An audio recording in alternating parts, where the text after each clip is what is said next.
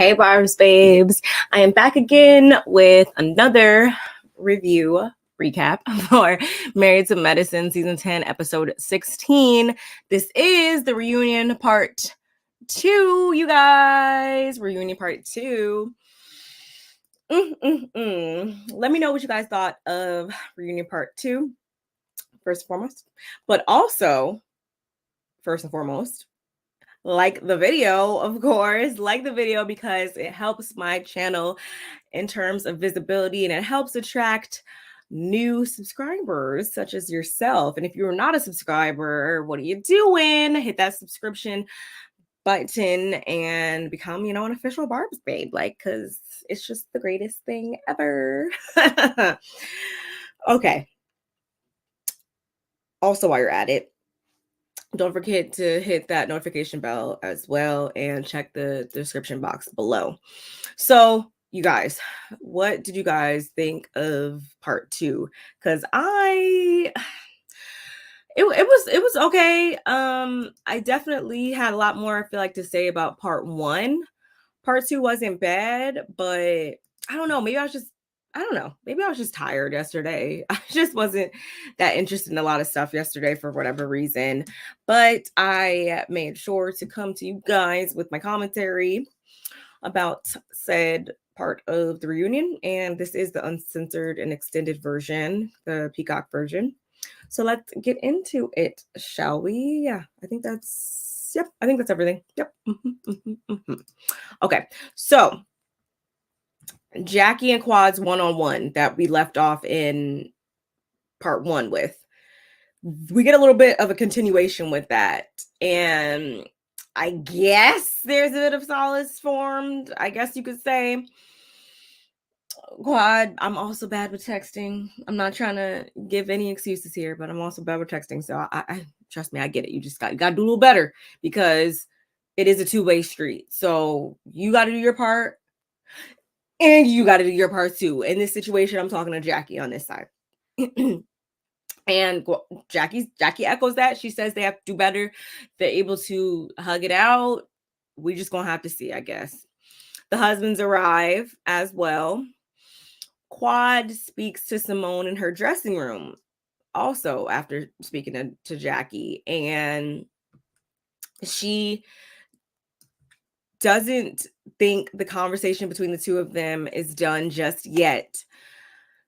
Personally, y'all, if I was Quad, there would be absolutely nothing else I would have to say to Simone. If you guys didn't watch part 1 of my our part 1 recap and review, you will know that I do not see it for Simone currently because she showcased some atrocious behavior last week, if you ask me. So because of that, I would not have anything to say to her in this moment, but that's just me. Quad, on the other hand, she did have a few things to go off her chest.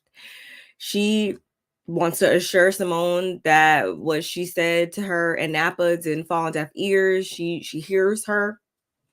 She hears her. And she basically says that they were rebuilding until she saw it all on air, on TV. And it just brought back a flood of emotions. I get it. I do feel like that's probably something that normally happens a lot more than the ladies on a lot of these shows. Gentlemen, ladies, everybody, non-binary, everybody. They probably feel the same way a lot of times, where you basically have to relive things twice when you're filming these shows. You got to film it the first time, and then once it actually airs months and months later, once you think you're past the shit, all that flood of emotions comes back because you're reliving it yet again. So I'm thinking that's what Quad was putting down. Nonetheless, she put it down well enough to where they are able to embrace. So I guess we're moving forward with that friendship. I almost just said that loosely. Whew. Friendship. They're able to move forward with that, I guess, right now. So I guess we just gonna have to see, y'all. Anywho, when they all go back on stage, Andy comments on what all transpired between Quad and Jackie and Quad and Simone, like I just spoke about. There is a lot of accountability, support, honesty. You know, they were able to talk about what is needed, all of that. That's what Jackie said. So that's where they stand right now. I'm going to take it for what they say. Only next season will tell, or not even next season, only social media streets will tell, because pretty much all of these reality shows, a lot of everything pretty much freaking rolls out online before the actual seasons do, which kind of ruins it for us. But hey, that's the way of the world right now. That's how technology is right now. So that's what we have to do. So anyway, Toya also chimed in, I believe, at this point, and she says something along the lines of like she's happy that Quad, I guess, came to this thought or whatever. And I'm just like, Toya, no, you're not. You still don't like that lady. Y'all probably will never be friends ever, if you ask me. But like her facial expression didn't even change, y'all, when she said that. She saw the same demeanor, the same everything when she said that. I'm like, you don't care. You don't care. It's just you don't care, Toya. Like, let's be real. Anyway, we then get a clip of Quad and Dr. G, which made me cringe, because why? I mean, I get they're trying to give us highlights from the past 10 seasons, but that was cringy AF, if you ask me. More so, not even because of the whole sweet tea of it all, just because, like, in general, if I was Quad, I just wouldn't try to remember that time of my life, because it was not a very great time from what we've learned over the years. So anyway, I think they played that because directly following said clip, Andy asked Sweet Tea if that was weird for her to see as well. And I was really waiting to hear what she said, because if she said some wild I was going to, because I was live tweeting, y'all. If y'all don't follow me on Twitter, you should. Twitter, X, whatever you guys want to call it. You guys should follow me there. It's literally scrolling at the bottom of the screen right now, because I always have things to say, pretty much when these episodes air.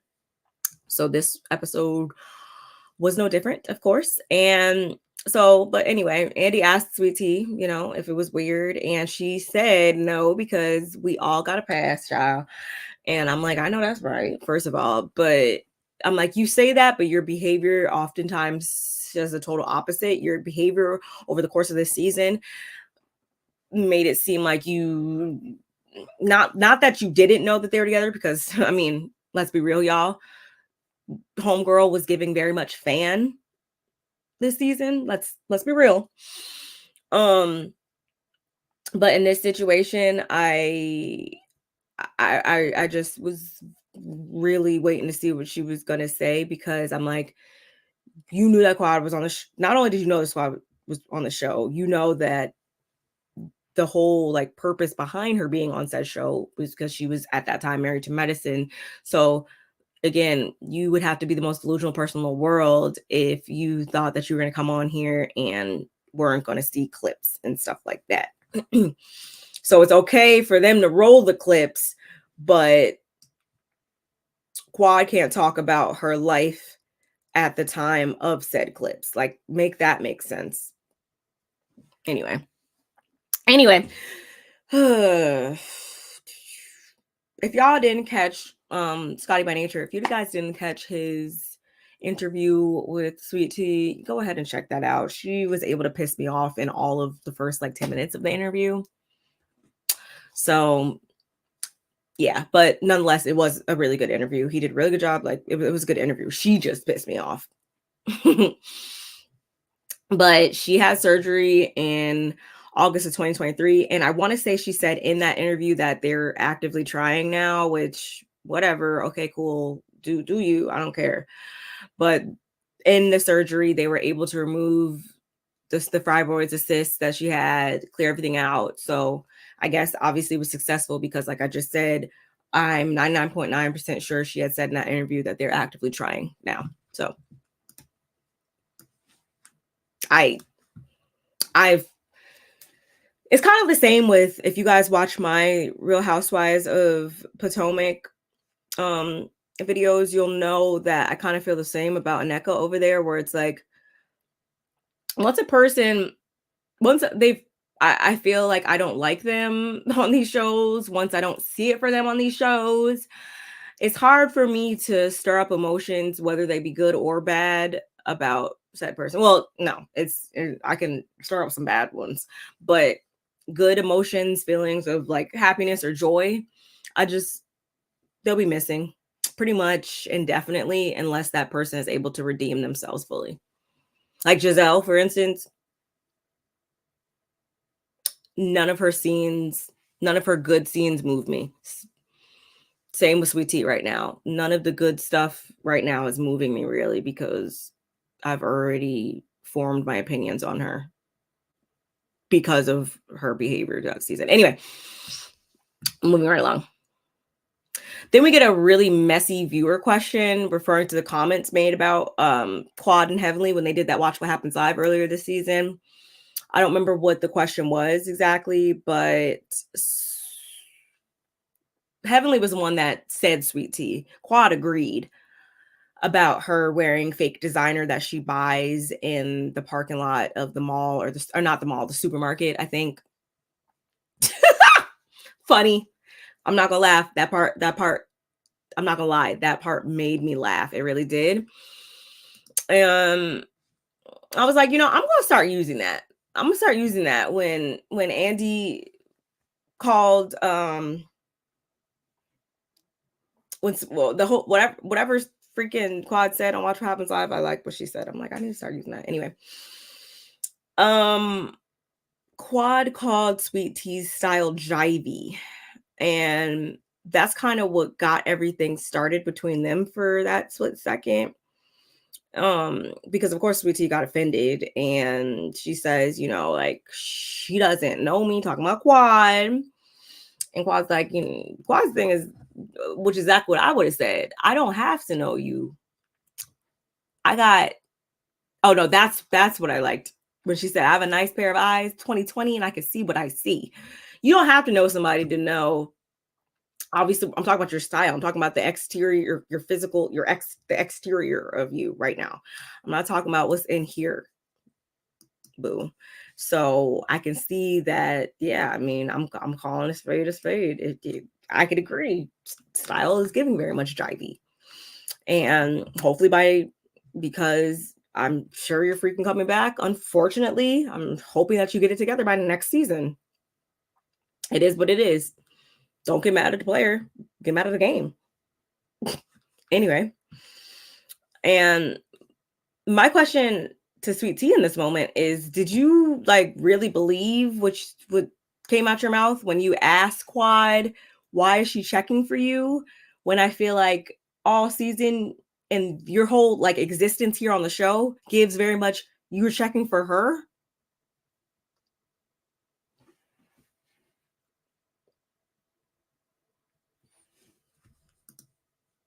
Like, I'm sorry, y'all. And by no means am I, again, trying to take up for Quad or anything like that. But you really came out your face and asked her why she's checking for you when you came on the show that you already knew that she was going to be on,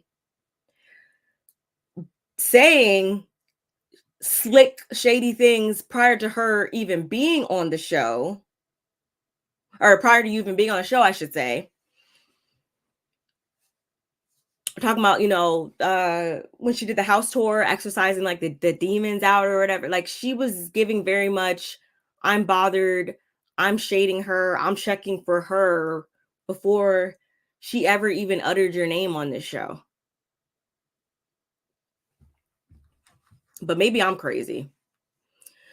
Like the whole, talking about how she was speaking about you on social media and how she apparently keeps bringing up Gregory. Yeah, that was very much a part of her life. We can't rewrite history, boo. So yeah, when things come up and that needs to be brought up, she brings it up. I don't see anything wrong with that. It doesn't mean she's checking for you. It doesn't mean she's bringing you up or she hasn't moved on.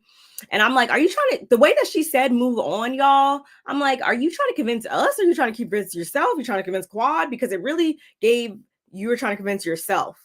Because I feel like she has moved on. I'm like, are you afraid that she hasn't moved on? She's going to come back and try to grab him up? Because, hey, I'm just calling it like I see it. If Quad gave that man the time of day, I feel like he would be 10 toes down. So who's the one who's really checking for who right now? Anyway. And I'm glad Quad let her know, like, that's my relationship. So I can talk about that. Anyway.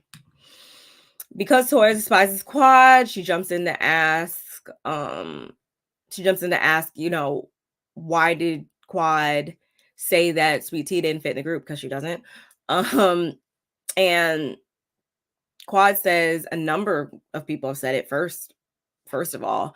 And I was really glad that at least Heavenly spoke up to say, you know, all of us have said it. But Phaedra pissed me off in this moment when she said, oh, you know, I think she fits.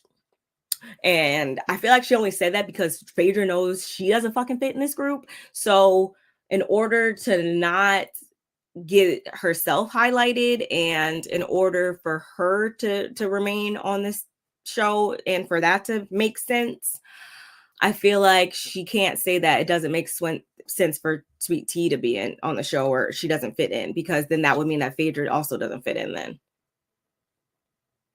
If we're really going to hold people to the whole reason why you're supposed to be on the show or not on the show, or not even the reason why, like the whole medicine of it all, but more so in Sweet Tea's situation, I'm like, nobody else is going to say anything. Jackie, especially Jackie, who openly said, I think on this season, that if it were between her and Curtis, and if her and Curtis were to divorce, and if it was between her and the new chick, y'all better choose me. And I feel like Toya can easily say out her mouth, like, oh yeah, she'd pull up with a really hot guy and it would be what it would be. But I feel like this is one of those things that it's easier to say that when it's not you. It's easier to say that when the situation hasn't presented itself to you and you're in a situation where this is literally your job, and now, you know, the personal and professional life is really conflicting hardcore. It's easy to say that when you're not in that person's shoes.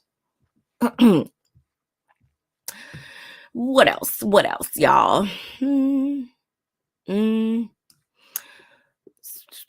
Sweet Tea hoped that she'd be welcomed into the group with open arms. I don't know why you would think that fully. I get Heavenly kind of ushered you into the door with everything, but you really thought that everything was just going to go off completely seamlessly. I feel like that's, again, very naive thinking, very delusional, just based on the hard facts, the whole dynamic, the whole everything of this show. Why did you think that these ladies were just gonna, you really thought you weren't gonna have any issues at all? Like, be for real, y'all. Be for real. If this happened in regular day, not on TV, people would have a lot more to say than I feel like Quad said. And the way that Quad handled it, I feel like was a lot better than a lot of people I personally know. So I just it just irritates me. It really does. Anyway, then we get into Sweet Tea's comments she made, and I believe one of her Instagram lives about Heavenly and Damon's marriage and him being, you know, a cheater or whatever. Well, Mariah's receipts, really. and how Heavenly believed Mariah's receipts, and she told Sweet Tea that she believed Mariah's receipts. And then we get this behind the scenes, y'all, of Damon and the rest of the husbands in the back. And Damon turns to Dr. G and he's like, do you believe I'm a cheater? And Dr. G initially tries to dance around the question. And he's like, bruh, I don't know what you be doing. And continues to go and give these roundabout answers until Curtis and Cecil jump in and they're like, he asked you, a direct question. It's a yes or no. And then finally Dr. G says no. They're able to shake on it. But I was like, see, Damon low-key gives me like silent, but like, like, don't mess with me. He gives very much that. I feel like in these situations, he don't really say too much, but those are always the ones that you gotta, that ain't no joke for real. So I was like, I'm glad Dr. G knew what to say and knew that Damon wasn't around with that. But ultimately I want Sweet Tea to stop because she's utterly biting off way more than she can chew with Heavenly. And am I saying that because I feel like Heavenly is always in the right? Absolutely not. Absolutely not, y'all. But Heavenly has no cutoff point. So she will continue to come at Sweet Tea and really hurt her feelings for real, because she's truly not built like that, y'all. And that's no shade at all. I'm just calling it like I see it. She's really not built like that for real. And because of that, she should probably do herself a favor and back up off of those things, because one, she's never going to prove anything with it. And two, like I just said, she don't want to take it there with Heavenly because it's not going to end well for her. And I'm not saying that as a threat at all. I'm just saying that because we know who Heavenly is, how she can be on this show and online and all of that. So I feel like Sweet Tea should do herself a favor and just not even say anything to the lady. Just let her be over there and you be over here and keep it level, because I don't think that's what you want. I don't. So what else did we get, y'all?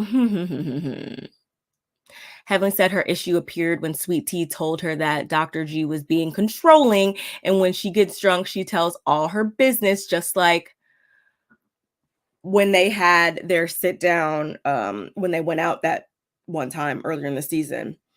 And I was so glad that they played the clip, because she did openly express that, Fod was probably right about a few things and, him being controlling. But then you get here and you're singing a different story. So which one is it? And I don't want to hear the whole, oh, because she got you drunk bullshit. Like, at the end of the day, we're all grown as fuck. So you're not going to sit here and tell me that somebody got you drunk or whatever. Like, that's such a, we're not doing that. That's such a childish excuse to say someone, got you drunk or whatever, when it's coming from, I don't drink like that. I really don't. Once a year, if that. And I've already did my once. I've actually did my two times this year already. So I'm officially done for the rest of the year. And my birthday is in 2 months. So that should tell you just how serious I am. You sound crazy saying she, got you drunk or whatever and whatnot. Like, no, like you were saying exactly what the real deal is. And if that's how you feel, then stand by it. If that's how you feel, stand by it. And if you feel like he's controlling you still gonna go ahead and get married to him, which you did, and have his baby and all that, and ride off in the sunset, then that's your business. But don't sit here and act like you didn't say what you just said when we just saw you say that exact thing. Anyway. So because she told Heavenly this. Heavenly's like, I got a daughter. So at the end of the day, I just want to make sure that you were financially stable and independent of Dr. G in case, shit hits the fan, basically, y'all. Because Quad over here, she made some great investments and all that. Dr. Heavenly University, blah, blah, blah. And Andy's like, wait, Quad got her money from Dr. Heavenly University? No, motherfucker.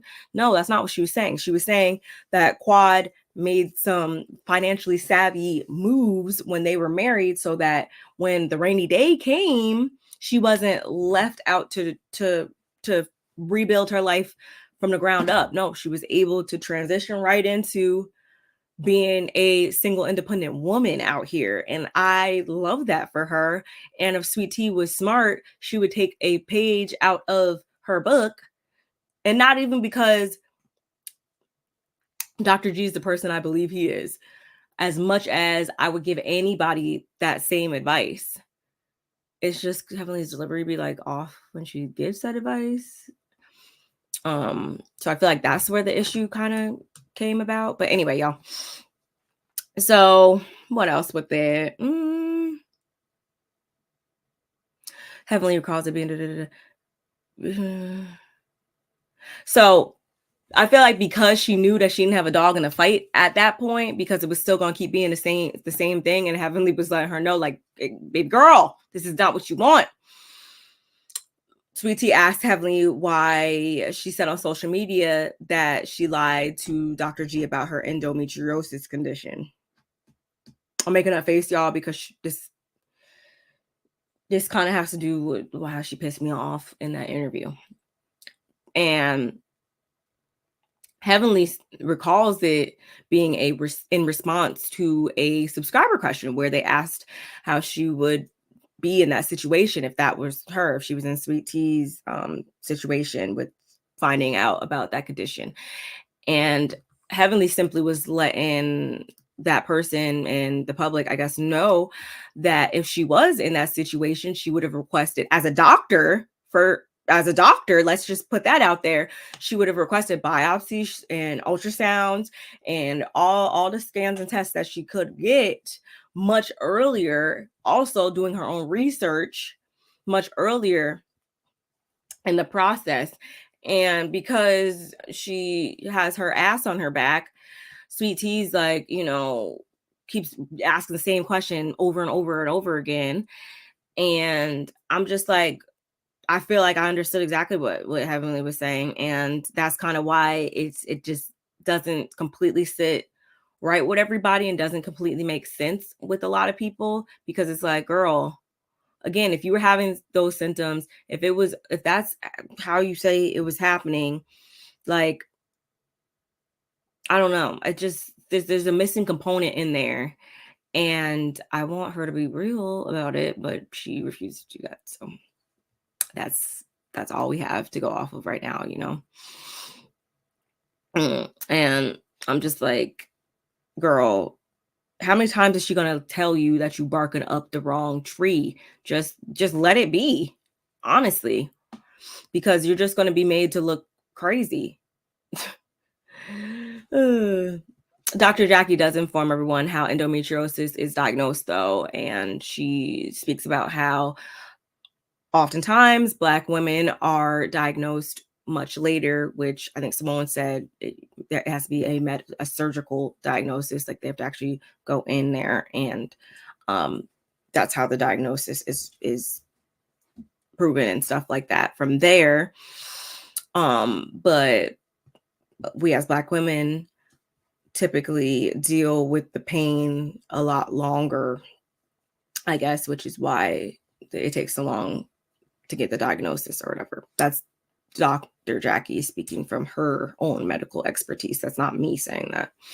Anyway, I think we got another break at this point, and I was just like, how many damn breaks are we gonna get? Like, there was a lot of, I don't know, this I don't know, kind of just seemed a little disjointed. And because it's my first time watching the season as it airs and all that, and being a Married to Medicine freaking audience member, maybe this is typical. I can't quite remember, but I just feel like it was like a lot going on. It was behind the scenes, and there was breaks over here. It was like a lot of stuff going on. So, but when they do get back on stage, Dr. Alicia finally is out there, and Andy asks her how she felt about, her first season and her last season. That was fucked up. Oh my God, that was messed up. That was really messed up. I'm sorry. I'm sorry.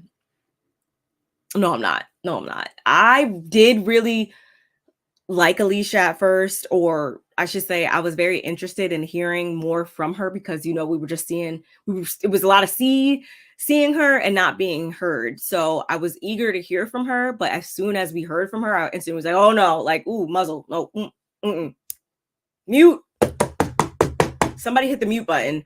Like, so, and because of that, and because she doesn't seem to be coming up off of that, she doesn't necessarily need to come back. I'm sorry. And it sucks because I really wanted to like her. Let me know in the comments below, you guys. Let me know. Do you guys feel like she should come back or she shouldn't? Or what do you want to see from her differently if she does come back or what? Y'all let me know.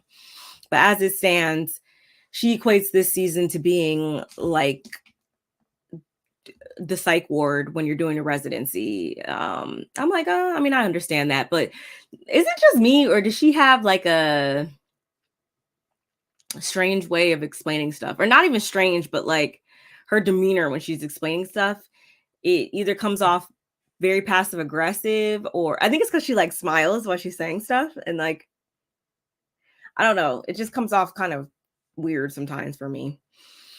Anyway, before we actually dive into her, though, and all things Dr. Alicia, we go back to Napa and how the ladies were so refreshed after the trip. The dark cloud was lifted and it was a new day, according to Simone, that is. And how they were just laying on super thick. That really did piss me off, y'all. And I spoke about it. Sorry, something popped up on my Alexa. I spoke about it, and I just didn't understand why nobody in that moment, even after playing the clip and all that, like Quad tried to defend herself and say, like, I'm a good time. Like, I'm a ray of sunshine, basically, especially during that day. She literally was a ray of sunshine up there. But she tried to defend herself, but nobody else chimed in to be like, that was hella messed up to say. Like, that was nasty to make it seem like this woman is like some sort of disease or something, that you've now removed the toxins from the environment and you can smell fresh air again. Like, that's how I should have known this season was going to piss me off for real, because when Simone was carrying on like that in Napa, y'all, completely turned me off.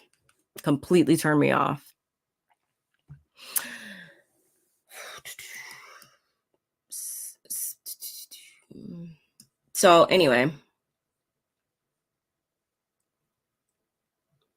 Andy asked Alicia how Kemba was able to not keep the kids by himself for so long. And instead of seeing those deficiencies, she just says that she very much enjoys being a mom, and he's working, it's divide and conquer. She just really loves being a mom. And I'm like, that was a smart answer to say when you really know that there's deficiency there, that's still, there's an issue there, I feel like, because it's not just about you loving being a mom. No, you're not going to sit here and tell me that there wasn't times where you wanted or needed to do certain other things and he just wouldn't cooperate. He just wouldn't be a team player in that regard. Like, you can't sit here and tell me that, Alicia. Like, and that's what I get really irritated with her. Like, she says one thing over here, and then over here you're just like setting yourself up for more failure. And I don't even mean like the marriage failing necessarily, as much as I just mean you're going to get burnt the F out at some point and be totally over his BS. But until you get to that point, it's like you'll vent about it. And in the next minute, it's, yep, acting like you've been whipped back into shape. And I don't know. I just can't empathize with that. That's not me. So whatever. And I feel like because she already had her guard up about it, she didn't even freaking answer the question immediately as much as she tried to act like Andy was trying to judge her husband or whatever. I'm like, girl, that was a viewer question. Like, relax. Like, geez. Because someone asked, I think it was along the lines of, did I write it down? Something along the lines of what exactly does he do other than judge American women, since it seems like everything in that around that motherfucker you do, including provide. And last time I checked, she has what, 1, 2, 3, she has like 16 jobs over there. So you're saying that you appreciate, him being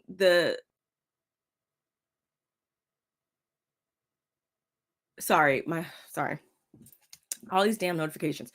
But I'm just like, you sit there and you have 2+ jobs.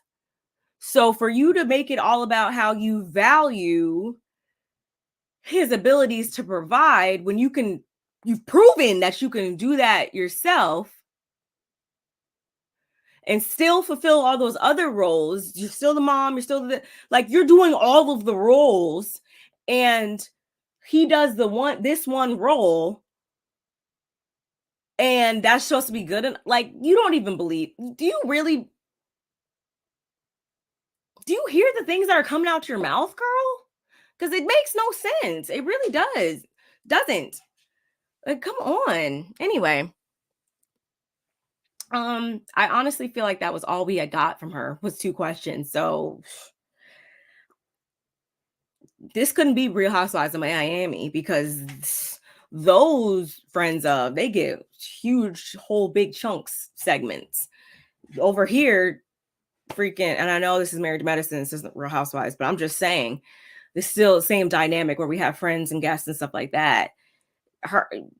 They diminished the F out of her this season, and she gave them no reasons as to why they should feel regretful about that. I'm talking about production. Anyway, Andy asks Toya if she was worried that the women weren't going to take her new business venture seriously coming into the Napa trip. And Toya's like, no, everybody was really supportive since the beginning. So she felt assured that that wasn't going to be the case.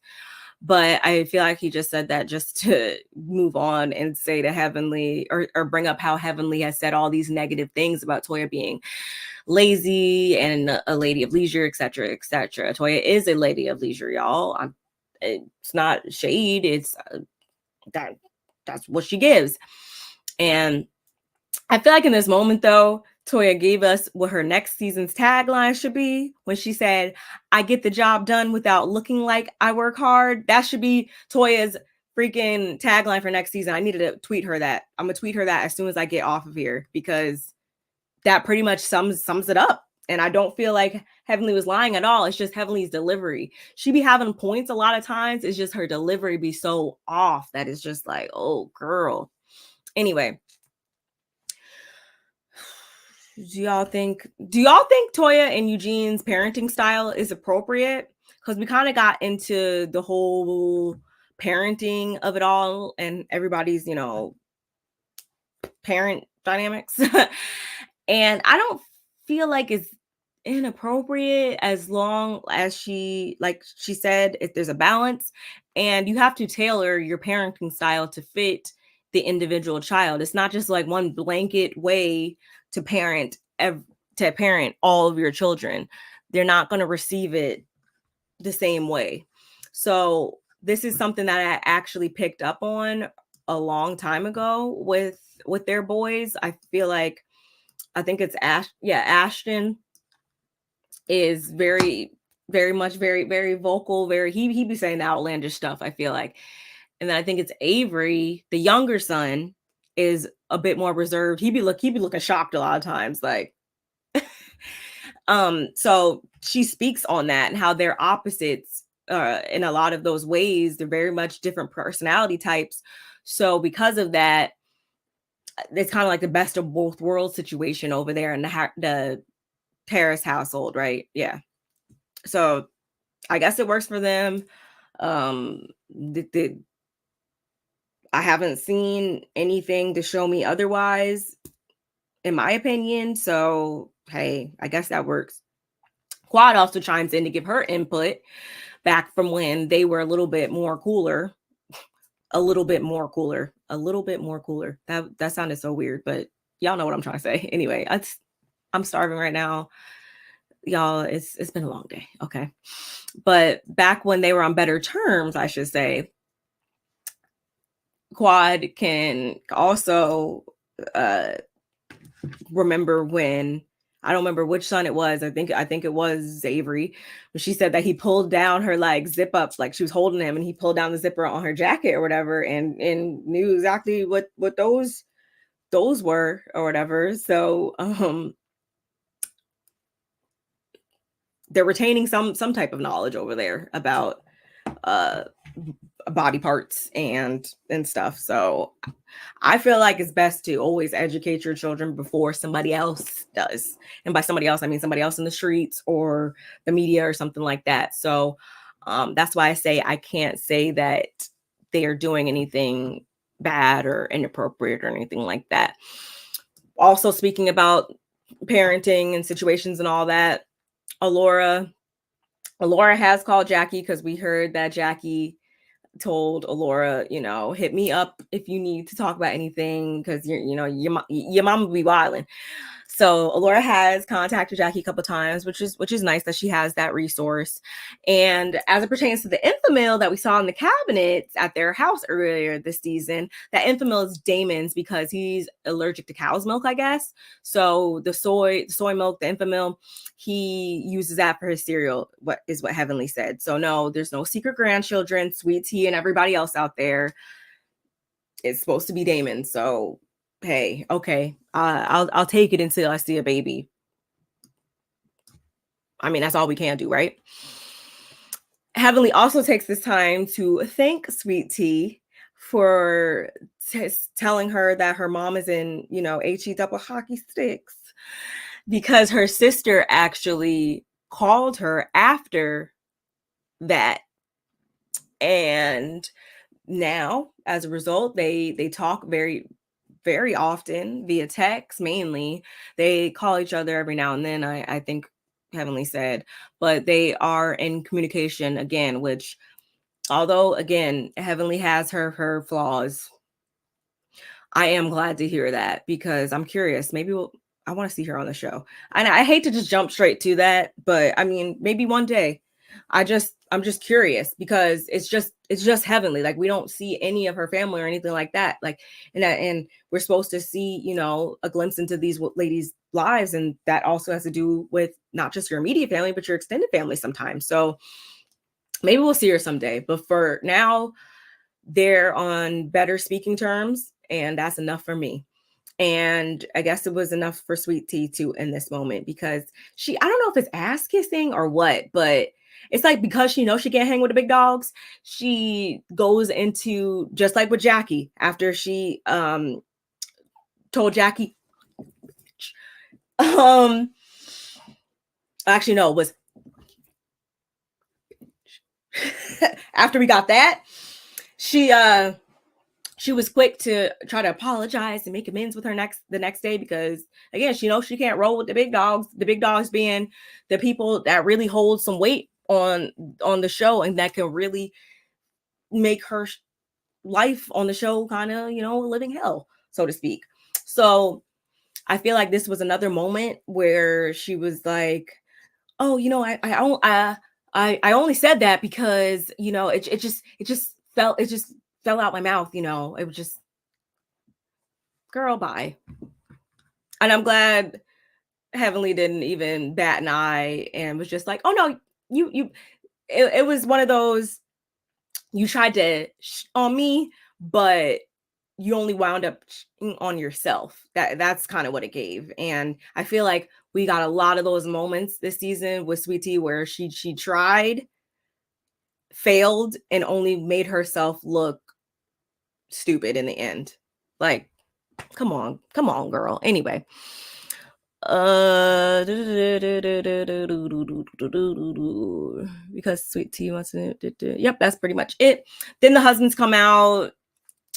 Pretty much to sum this up, you guys, Dr. G lets us know that Phaedra did ask for the $4,000. Don't really care about that anymore. And if she did, good on her. He couldn't live up to it though, and he tried his hardest, and she did that because she wasn't going to entertain no dude that couldn't match what she could do for herself. I don't feel a way about that at all. I'm sorry, I don't. Maybe because it's him too. Like I don't care. Andy says to the guys, even though he didn't get an answer except for Cecil and Curtis, which we already know what their lowest points on the show has been. Obviously, we definitely know Curtis's, and yeah, we definitely know Cecil's as well. But we didn't get to hear anything from the other husbands. So I'm like, why did you ask that question? Even on the Peacock version, like even on the Peacock version, they didn't actually answer the question, even though he asked it, which was stupid. We moved right along, and I'm so glad we opened up with the whole antiquated gender roles of it all. So glad. So in this conversation, y'all, Andy asks Kemma what he meant by, the whole nut sack, cutting off the whole nut sack. He refuses to cut off his nut sacks, whatever. That whole comment. And I think I wrote it down. He said, yeah, it was taken out of context. So I'm like, what I'm hearing is, I'm like, he tried to clean it up, but I'm like, I feel like it's just you, yes, doing exactly that, cleaning it up more than actually meaning what you're saying right now. Because I'm like, what you're saying sounds all the way right, but I just feel like, not good enough, because the way you carried on with this logic and this way of thinking throughout the rest of the season and pretty much every scene after you said train, like you say it's a joke here, but it wasn't giving very much joke behavior. Your mannerisms, the way you spoke to your wife and to everybody else, like, and I get maybe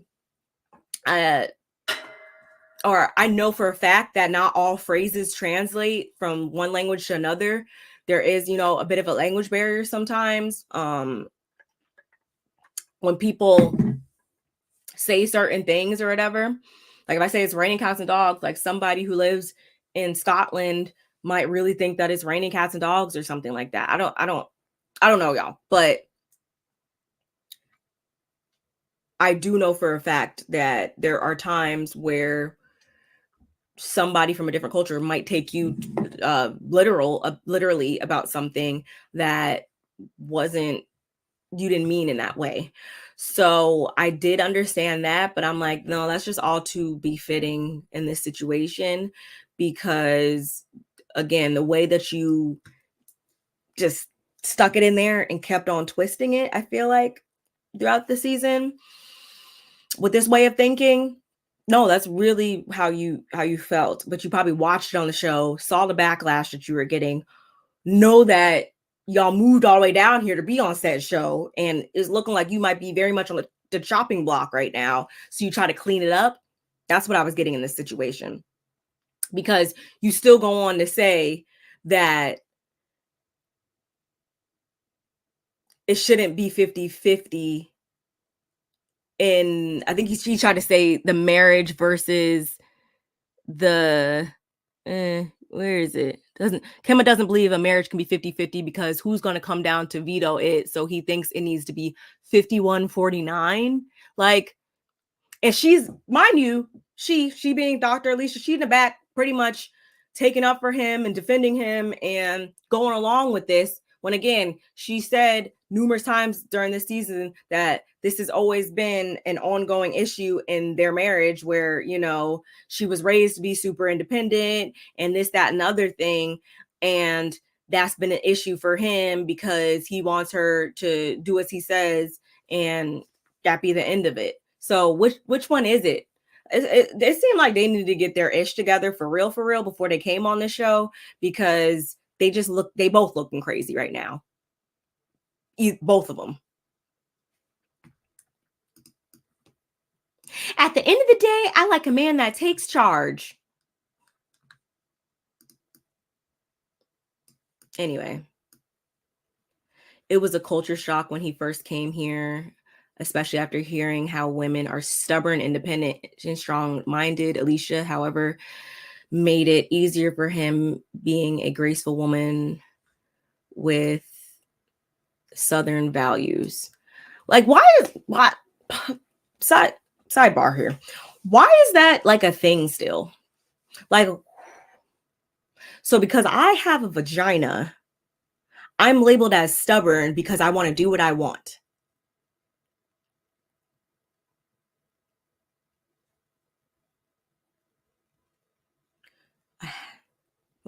I have my own social security number. I pay my taxes. I wash my own ass. I wipe my own tears. I obtain my own degrees. My brain resides in my head. Yet I'm seen as stubborn because I won't allow him to dictate everything in my life. And I'm not allowed to be independent. But at the same time, if I rely on him too much, I'm seen as a gold digger or useless or what the fuck? Like,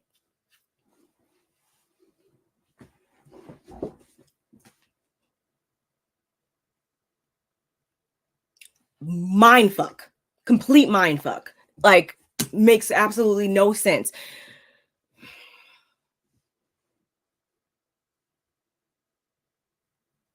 And you want to say that the whole train thing was a joke? No, the fuck it wasn't. Don't bullshit me. No, it wasn't. You meant that because your behavior, your actions after saying that indicated all of that. And then we see your wife acting in accordance to that way of thinking. So don't bullshit me, Kimma. Anyway, that's all we really got for the guys. In the end, the ladies rejoin them. Apollo comes out. That's where we're going to pick up next week. Y'all, let me know what you guys think about part 2 of the Married to Medicine reunion, season 10, episode 16. Let me know what you think of my commentary. Like the video if you haven't. And yeah, I will see you guys in the next one. I need to go calm my nerves now because, like I just said, complete mindfuck. Ugh.